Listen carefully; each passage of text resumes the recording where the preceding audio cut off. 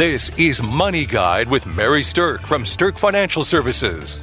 Now, here's Mary Sterk.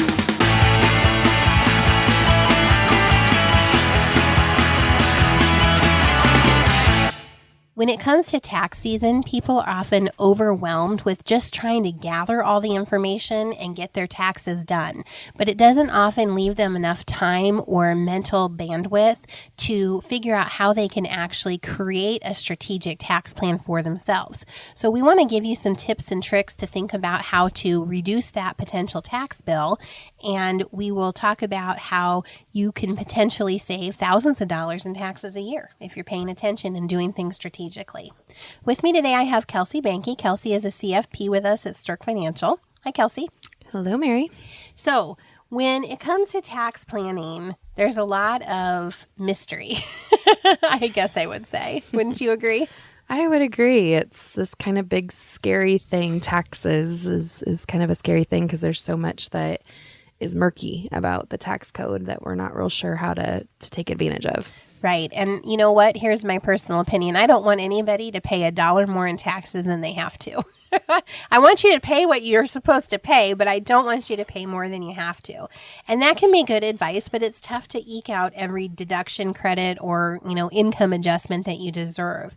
So we thought we'd take this opportunity to kind of get you thinking about some strategic ways that you can decrease that tax bill, and then that keeps more money in your pocket and keeps you moving towards a stronger retirement plan overall. So one of the things that people tend to know is that you might be able to deduct some of your medical expenses, right? So you have to have enough medical expenses to be able to deduct them. And it has to be more than 10% of your adjusted gross income. Right? So if you have some health issues, you have some health problems, then this is a pretty common one that people already know about. But what people don't necessarily know about is that if you are itemizing your medical expenses, you can deduct 19 cents a mile, that was the number for last year, when you're using your car for medical reasons. That is a very overlooked thing. So if you have to travel in order to get medical care, there's a lot of people where we live in the Midwest that go up to the Mayo Clinic. Absolutely. My in-laws traveled up there from Missouri because that was where they found the best plan, and they put a lot of miles on their vehicle. That adds up real quick. Absolutely. And most people are not even conscious of the fact that they can use those mileage as part of that number to get to that itemized deduction or to increase the deduction that they're able to do. So besides your actual cost of doctors, diagnoses, or dealing with the medical professionals, you can include the cost of your car. You can include the meals and lodging at a hospital or similar institution if your main reason for being there is to receive medical care. Okay? And that's straight out of the IRS rules. So if you have medical expenses that are significant enough to be able to deduct on your taxes, you might be able to look at those rules and broaden what it is that you're deducting to reduce your tax bill even further. Okay. Another thing that people are pretty aware of that you can deduct is the amount of cash or goods that you've donated to charity. And we've spent time on this show before talking about ways to deduct things and ways to give to charity. Okay, but there are some other expenses that people don't necessarily think about when it comes to charity that you can deduct. So Kelsey, share with our listeners some of those things that you can do. Well, deducting mileage for driving to and from charitable events or doing charitable work. So if you're a Meals on Wheels person and you're driving a lot, that might be something you would talk to your tax professional about. If you're making meals or other things to take to a soup kitchen or something else that would be a tax exempt organization, that's something you'd want to keep track of as the ingredients you used for that. So a lot of people are very aware of the cash or the large dollar things that they are donating, but there's a lot of other things that you might be doing through your service that would create tax deductible items for you or mileage. Right. Now, keep in mind that if your contribution totals more than $250, you'll need some kind of acknowledgement from the charity documenting the support that you provided, but you'll want to keep your receipts for things that you don't necessarily think about with the charity. And if you're traveling on behalf of the charity, you can deduct things like the airfare, the bus fare, train fare. You can deduct any out-of-pocket expenses for your car, taxi fares, lodging, or meals, and all of that goes towards your support. One of the things that I know that happens in our community is that people sit on a lot of committees to do fundraising for different organizations. And I know that those committee people do a lot of work driving back and forth to meetings, going to pick up donations from people who are making donations to auctions or things like that. And all of those things, when you're doing that for the charity, can be something that you deduct on your taxes if you're keeping track of it. Yeah, or if you're picking up a special guest from an airport or something like that. I've done that in the past. Drove down to Omaha, Nebraska to pick up a special performer, and that was for a charitable event. Those things you should keep in mind as well. Okay. So that kind of takes us through the charity. Now, there's another thing that I think is particularly important to states that don't have an income tax, and that is you can choose to deduct your state sales tax, okay? So you might not be aware that you have the option of deducting your state and local sales taxes rather than your state and local income taxes. So you have that option, and if you deduct your income taxes, that's probably going to be bigger if your state has income tax, but if your state is one that doesn't have an income tax, you can deduct, if you itemize, the sales taxes, okay? So when I say that, what I'm saying is, let's say you had a big purchase. Let's say you bought a boat or a car or something like that, maybe an airplane, if you're like me and like to fly around, then you can have a sales tax deduction on a state-by-state basis. So talk to your tax preparer about that one because that's a little bit trickier. But if you have a big ticket item that you paid a bunch of sales tax on, you have the ability to do some deductibility on that that's unusual if you live in a state that doesn't have an income tax. Okay? All right. So the other thing that you can do is deduct some state personal property taxes. So if you have personal property taxes on cars or boats or other personal property, they have to be based on the value alone, but you might pay a yearly fee for them that's based on the value, and you can deduct part of that on your taxes. So just kind of be aware that there's some unique things that once you get to the point where you're itemizing, there's some things that you can look out there at to see if it's possible for you to add to those deductibility parameters.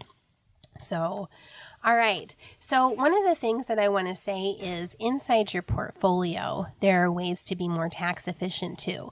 And we're going to talk about this a little bit more when we come back. But if any of our listeners are out there would like to look at their portfolio to see if there's more tax efficient ways to manage it, then just give us a call or email us. Go out to sterkfinancialservices.com.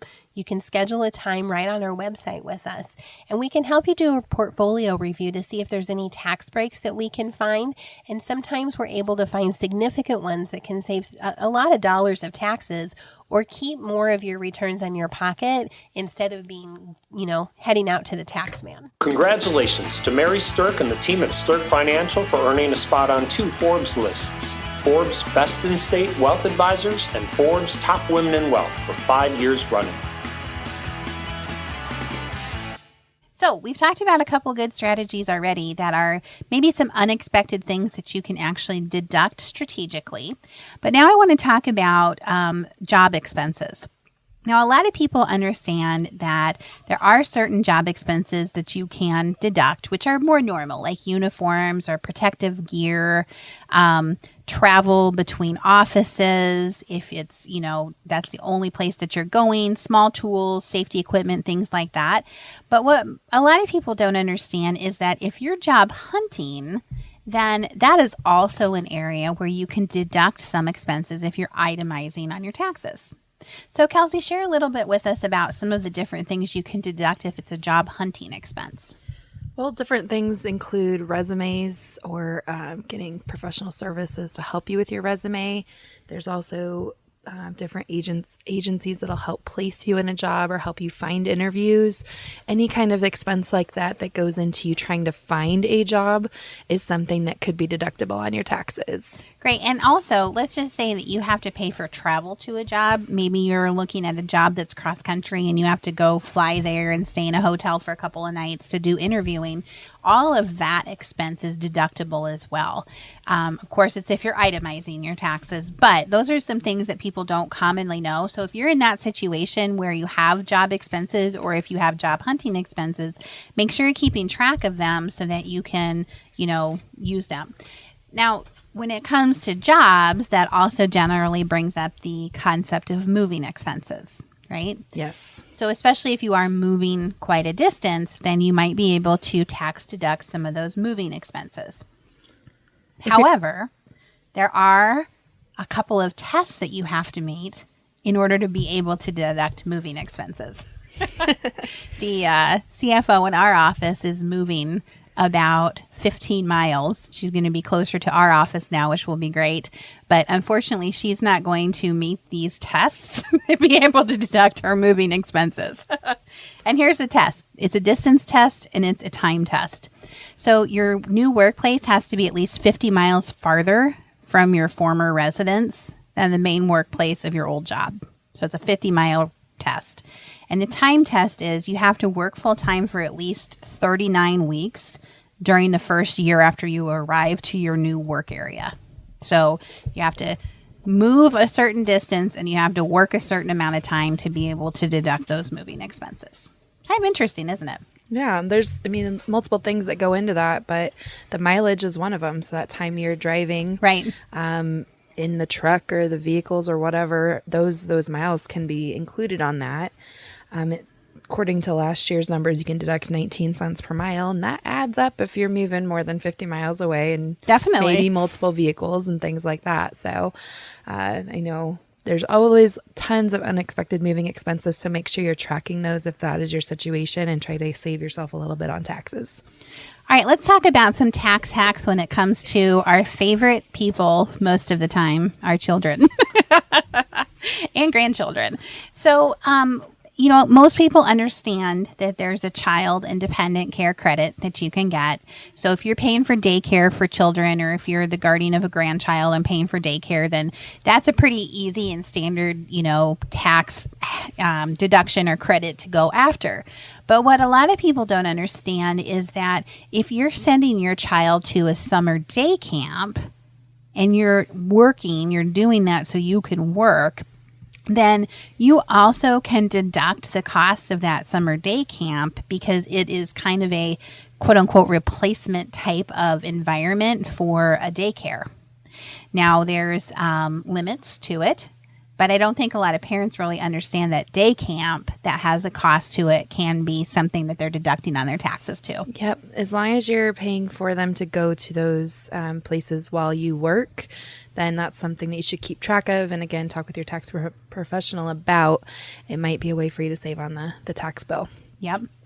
All right. Another thing connected to those lovely little children of ours is if you've helped them get through college and they've walked away with some student loans. So mom and dad, if you've made payments on a student loan for your child, I think they need to give you not one, but two big thank yous. And here's why. Because not only did you help them with investing in their education, but the truth of it is that if that student loan debt is in their name, then even though mom and dad made the payment, they're the ones that get it deducted on their taxes. Ooh. And so let me read to you what the IRS says about this. If you are the person legally obligated to make interest payments and someone else makes a payment of interest on your behalf, you are treated as receiving the payments from the other person and, in turn, paying the interest. Isn't that interesting? Yeah, I read that and I'm like, wow. I think that for most people, the parent getting the deduction is going to be more valuable than the student. Most likely. But it's a little bit of a tax hack for your child that you can make sure that they're taking advantage of. All right. So another thing is that there are a number of different education tax incentives. And so, we all want children and grandchildren to go further in life than we maybe did, or to further themselves with education. But the student loan interest is probably the most common one that we know to deduct, but not everybody knows about things like the American Opportunity Tax Credit, or the Lifetime Learning Credit, or the deductions for the tuitions and fees that you can get if you're paying for a higher education. Okay, so when it comes to things like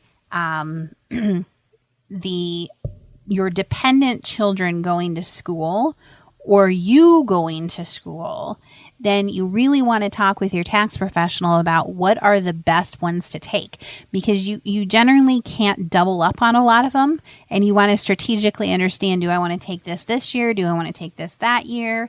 But you only can do some of these a certain number of years. And so you want to be strategic about when and how you use them. So, all right, the last tax hack that I want to talk about is reinvesting dividends. And the thing about this is that there's all sorts of different ways to structure portfolios. And when you're reinvesting dividends and they're buying more shares of a holding, then what you're essentially doing is raising something called your tax base. It's called a cost basis, basically. And the reason that that is important is because when you go to sell that asset, the higher the tax base you have, the less taxes you have when it's time to sell it. Does that make sense? Yep, it does. So the reinvesting of dividends doesn't necessarily help you tax-wise today, but it helps you tax-wise later. Now, there's a lot of different, methodologies about portfolio planning, but one of the things that Kelsey and I see a lot is that in portfolios that are what are called non-qualified, meaning they're not IRAs, that people are not paying attention to the tax strategy that can be taken into consideration when you're actually managing that portfolio. Absolutely. And I would say there's twofold on that. So people aren't necessarily paying to the tax strategy on it, or they are only focusing on some of the taxes and giving up on their asset allocation because of that. And there's really some good management you can do inside of those portfolios to find a good balance between them. So I'll see people maintain a holding that has massive tax consequences far too long, therefore throwing off their portfolio allocation. And with due diligence and just really paying attention to it and having a good strategy, you can slowly divest some of that over time, in a lot of cases, to maintain a good asset allocation. So if that's your situation, be diligent in making sure that you're finding a balance between those two things. Right. And if your financial advisor is not talking to you about strategic tax washing or things like that towards the end of the year, or if that's not part of the tax management in your portfolio, then, well, I guess maybe you should just call us. But I think that, that's something that people don't understand is a tax hack as well. So if you have a holding that has lost a lot of money and you have a holding that has made a lot of money, if you sell both of them, your net tax impact might be nothing. And that's called washing your losses with your gains, or washing your gains with your losses, however you want to say that.